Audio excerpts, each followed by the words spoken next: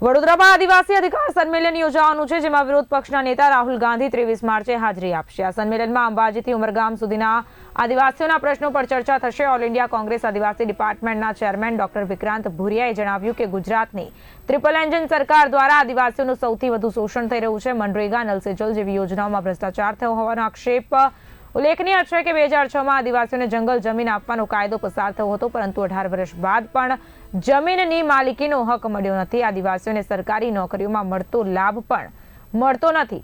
છેલ્લા 2 વર્ષમાં કેન્દ્ર સરકારે આદિવાસીઓના ઉત્થાન માટે 66 કરોડ ફાળવ્યા હોવા છતાં ગુજરાત સરકાર દ્વારા તેનો લાભ આપવામાં આવ્યો નથી।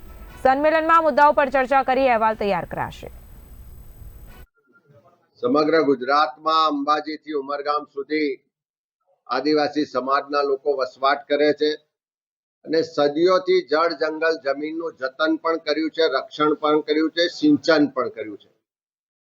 બંધારણે એને ખાસ અધિકારો પણ આપ્યા છે અનુસૂચિ 5 મુજબ, પૈસા એક્ટ મુજબ। પણ આ ડબલ એન્જિન સરકારમાં તમામ રીતે આદિવાસી સમાજના અધિકારો પણ છીનવાઈ રહ્યા છે। વિકાસના નામે એમની જમીનો છીનવવામાં આવે છે, વિકાસના નામે એના ઘરો પર બુલડોઝર ફેરવવામાં આવે છે। આદિવાસી વિસ્તાર માટે જે બજેટ ફાળવવું જોઈએ એમાં પણ અન્યાય અને ભેદભાવનો ભોગ આદિવાસી સમાજ બની રહ્યો છે। શિક્ષણ હોય, આરોગ્ય હોય, ઇન્ફ્રાસ્ટ્રક્ચર હોય, બધા જ ક્ષેત્રની જે સેવાઓ મળવી જોઈએ, જે સુવિધાઓ મળવી જોઈએ, એમાં પણ આદિવાસી વિસ્તારના લોકો સાથે ભેદભાવ થઈ રહ્યો છે।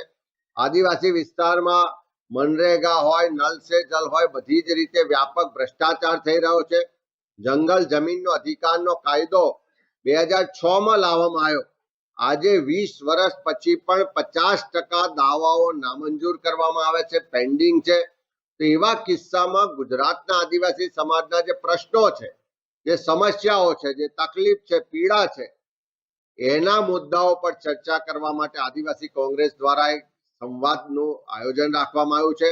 આદિવાસી અધિકાર સંવિધાન સંમેલનના નામે આ કાર્યક્રમ થઈ રહ્યો છે અને એ કાર્યક્રમમાં એક્ટિવિસ્ટો, એનજીઓના પ્રતિનિધિઓ, સામાજિક કાર્યકરો, રાજકીય કાર્યકરો, યુવાનો, પ્રોફેશનલ્સ બધા જ લોકોને આમંત્રિત કરી અને આ સંવાદના કાર્યક્રમમાં એમની સાથે સીધા જોડાવા માટે આપણા દેશના વિપક્ષના નેતા આદરણીય રાહુલ ગાંધીજી આવી રહ્યા છે। 23 તારીખે બપોરે 4 વાગે વડોદરા ખાતે રાહુલજીનું આગમન થશે। આ બધા જ આદિવાસી સમાજના લોકો સાથે વિસ્તૃત રીતે જે આખો દિવસ ચર્ચા થવાની છે, એ ચર્ચાના અંતે જે એમાંથી સાર નીકળશે, જે મુદ્દા નીકળશે, એના પર રાહુલજી પણ એમની સાથે વાત કરશે અને માર્ગદર્શન પણ આપશે અને આવનારા સમયમાં ગુજરાતમાં આદિવાસી સમાજના હક અધિકારની લડાઈને કોંગ્રેસ પાર્ટી મજબૂતાઈથી લડશે। એના માટે આદિવાસી અધિકાર સંવિધાન સંમેલનનું આયોજન કરવામાં આવ્યું છે।